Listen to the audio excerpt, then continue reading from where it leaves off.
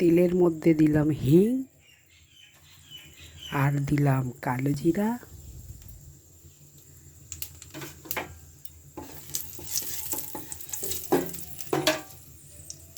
এই যে কেটে রাখা ভেন্ডিগুলো দিয়ে দিলাম।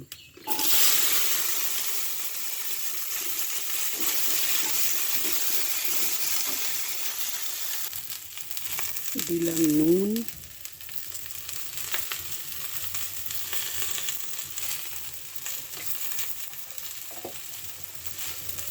হলুদ একটু দিয়ে দিলাম,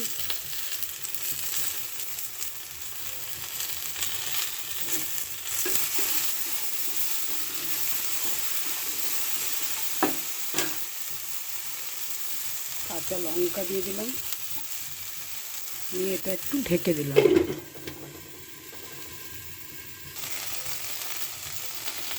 এবারে এতে দিলাম একটু আমচুর পাউডার,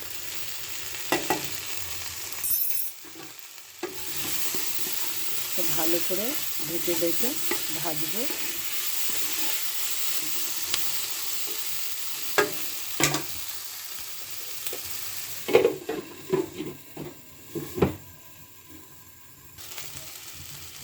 এবারে এটাতে আমি দিলাম একটুখানি ঘরে পাতা দই।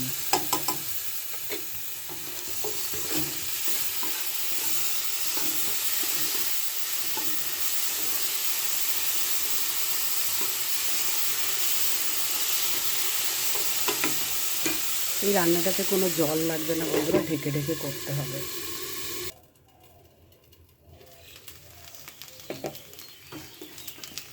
ভাজা ভাজা হয়ে গেছে প্রায়। এরপরে সবার শেষে আমি এটাতে একটা ইনগ্রিডিয়েন্ট দেবো, সেটা হচ্ছে ম্যাগি মশলা।